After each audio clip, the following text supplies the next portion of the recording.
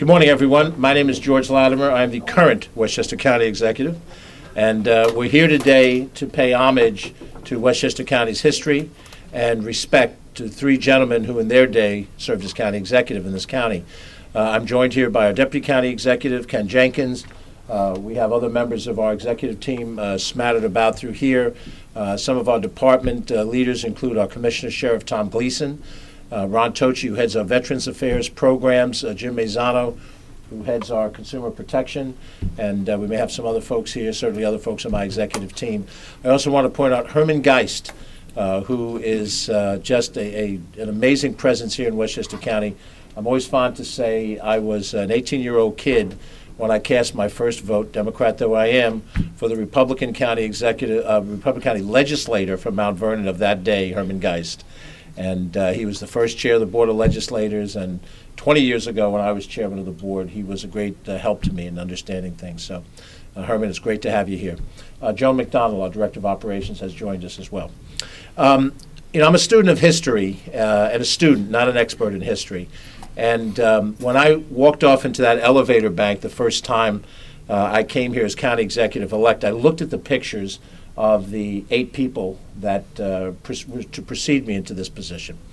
And of course, I knew Rob Astorino very well. We just spent a year in each other's presence. I worked in the Board of Legislators with both Andy Spano and Andy O'Rourke served as county executive and chaired the board under Andy Spano and was a minority leader during Andy O'Rourke's period. I had a chance to meet and know Al Del Bello over a period of time and seek out his counsel when I was a legislator. And I had met the great Ed McCallion as a very young man, and knowing that he was this overarching presence in Westchester County. But when I came up here and I saw the pictures of the first 3 county executives, and they're taken in a bit of a, I don't know if that's sepia or whatever the tone is, but it conveys something that happened a long time ago.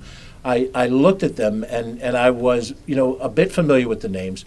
Judge Hopkins was a person who I was aware of late in his tenure as a judge, very early in my life here.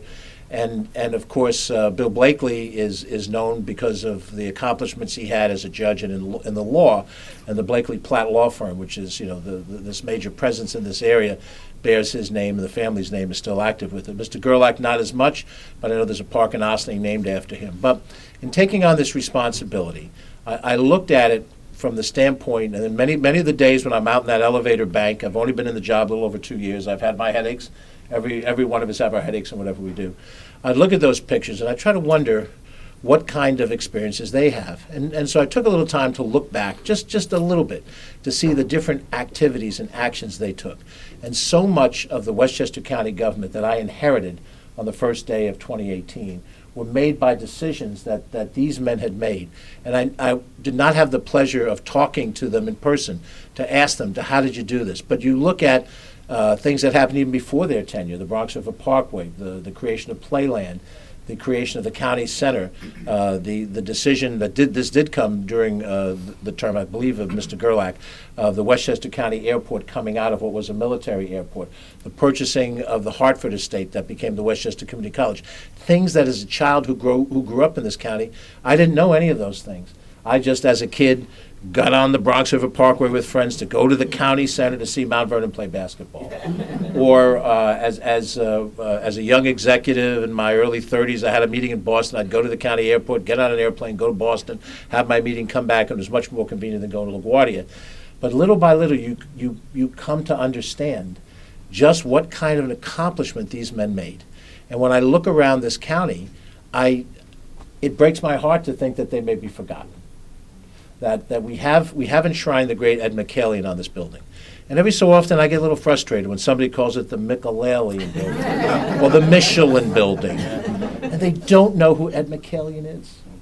They have no idea, even more recently, what Al Del Bello did or what Andy O'Rourke did. Ronnie Tochi was a legislator during those days.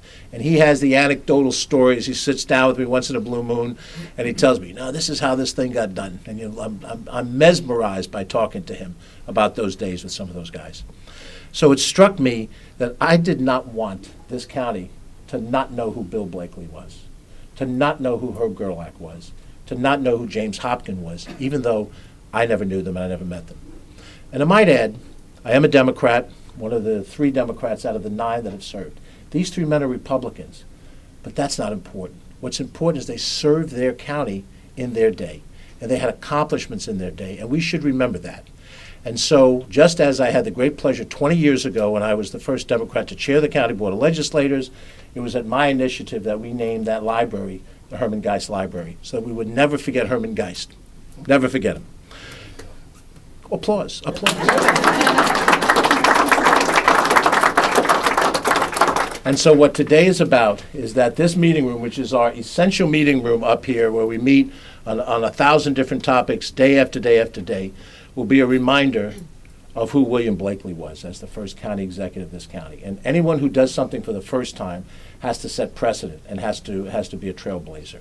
And he left the judiciary to run for governor of New York, and then he took on this job as a first time, and I'm sure members of the family remember him. Maybe you were a little girl and he was an older man, and maybe you'll tell us at least one story while you're here with us, one that you can tell. I got some grandfather stories I'm not about to tell.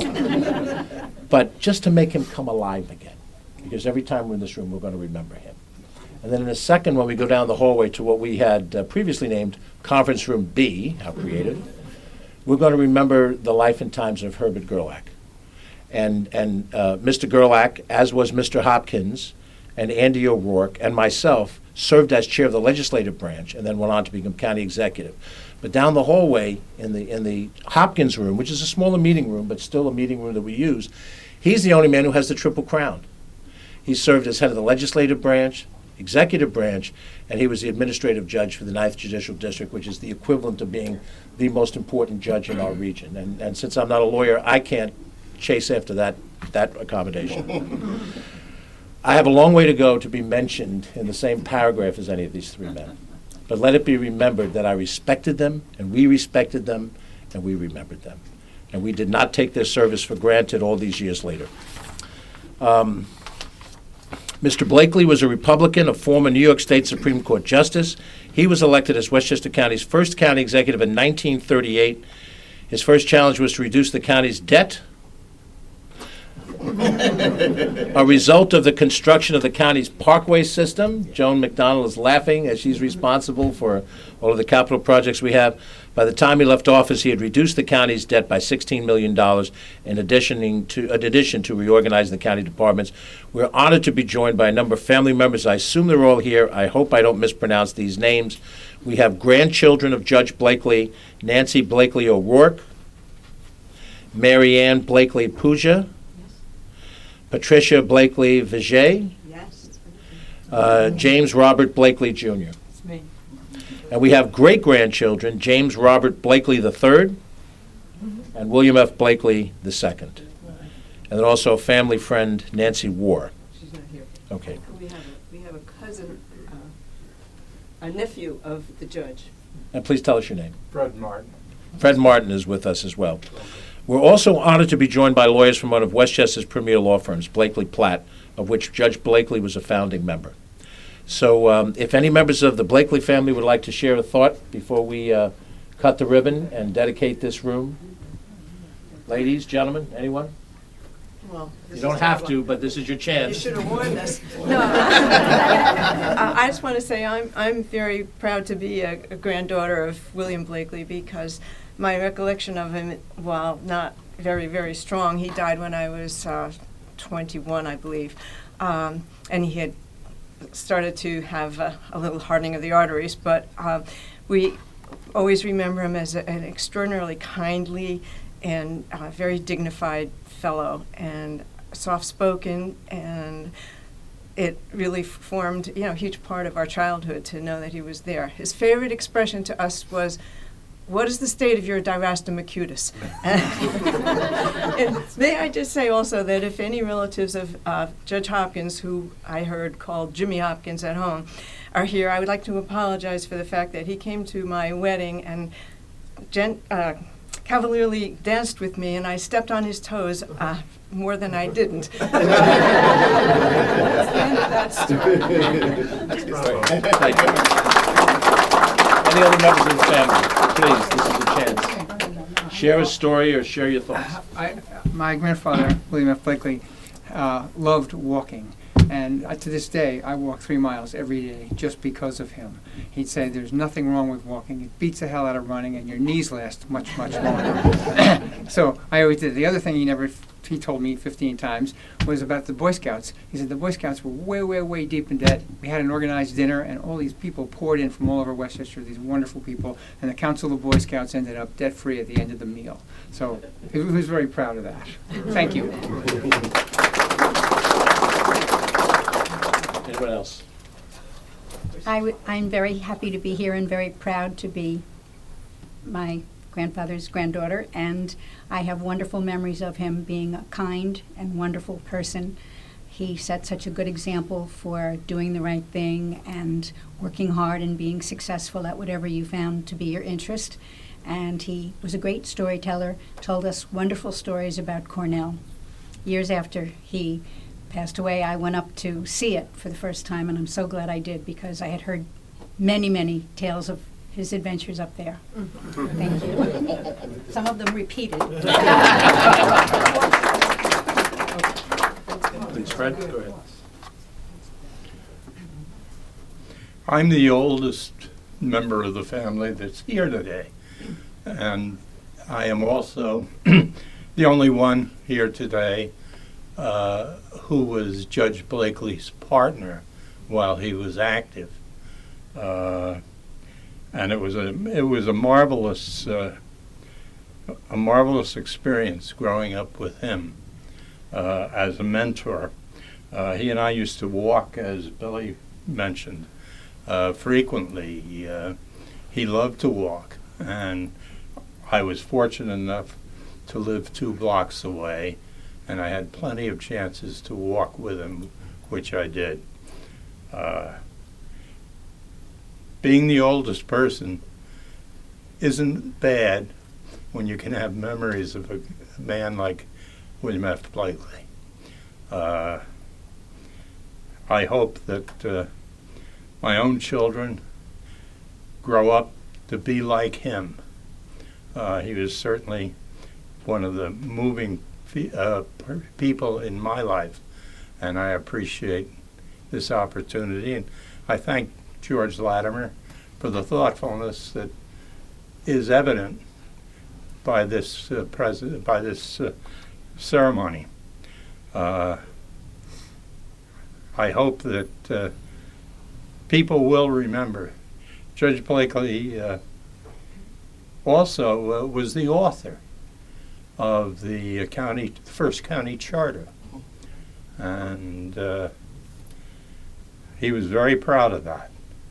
And we, of course, have always been very proud of him. He was a senior partner of our law firm, and he was very well respected in the law. By the way, I was also a partner of Jimmy Hopkins, and he was probably the finest lawyer the firm has ever had.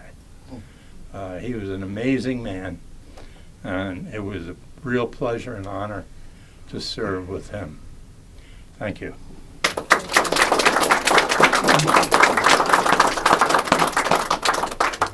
I'm going to ask Bill Harrington on behalf of the law firm to please share some of his thoughts. You may want to recognize some of your partners, Bill, as well, who are with us today. Thank you so much for coming, Bill. Thank you, George. Appreciate it, my friend. First of all, to the Blakely family and Fred Martin. Fred just retired this past year, and if Jimmy Hopkins was the best lawyer we ever had, then it was a close second. Anyway, I want to thank the county executive and his staff. He reflects and represents everything that's good about America at a time that we need it most. This kind of historical recognition, notwithstanding the politics that exist, is very heartwarming and much needed. Congratulate the Blakely family. I grew up 4 blocks away. I from time to time would cut their grass until I ruined it. But that aside, we are very proud to continue the name Blakely in the practice of law. The firm is 82 years old. and we're trying to make it to 83, and we will. But we have a number of people here today: Adam Rodriguez, John Hannigan, Matt Parisi, John McGowan, Brendan Bushman, Mary Ellen Manley, Susan Galveo, John Hannigan, and I can't see anyone else. Please raise your hand. Oh, Mary Ann Ziola, who runs our firm, and John Diaconis. So thank you all for coming. Thank you for honoring us, George. It means a great deal to me personally and to our law firm. So thank you very much. Thank you. So we're going to open the room for Judge Blakely. You'll see there is a plaque inside that has his picture and a little bit about him. When we finish doing just the ribbon cutting, I'm going to talk a little bit about Mr. Gerlach, and then we're going to go down and do the same thing in front of room B, and then about Judge Hopkins, and we're going to do the same thing in C. And Bill and his colleagues have been gracious enough to provide us some cookies, a little bit of refreshment. You can walk around, look at the plaques in all of the different rooms, and just enjoy each other's company since we're all together. And we're open. All right.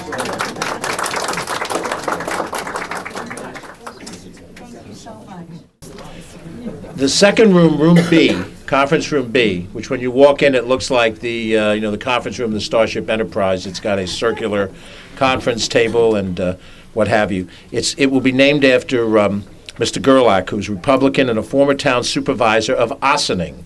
He was named interim county executive when Judge Blakely resigned in August of 1941.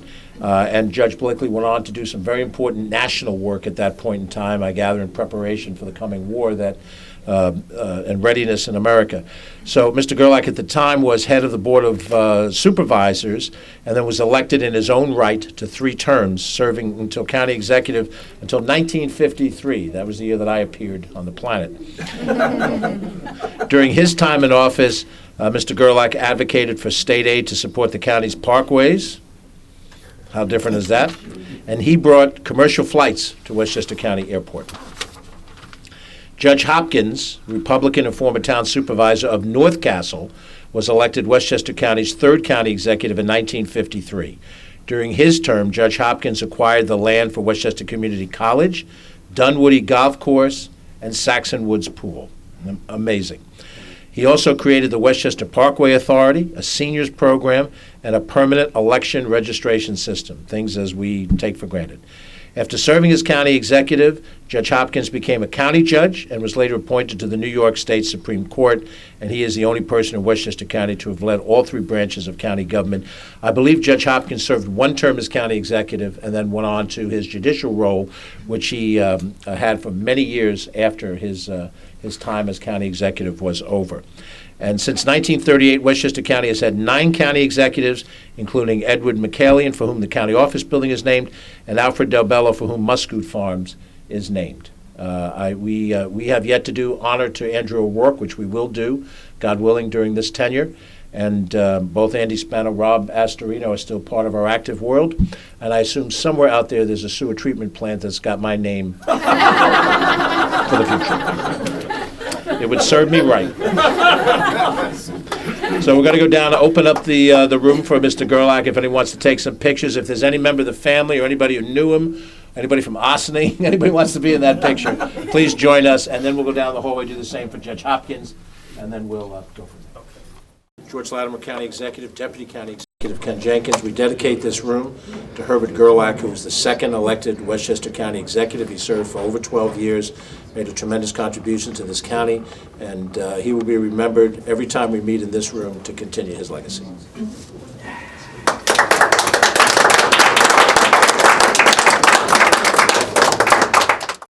This meeting room on the county executive floor has been known as Conference Room C, but now it's going to be named in honor for Judge James Hopkins, who served as the 3rd county executive for Westchester County. He served 1 term in a very important period of time in the 1950s, where many different projects that we take for granted now were initiated, and we will remember him always. He went on to a very distinguished judicial career and became the head judge for the 9th Judicial District, a very important, substantial position.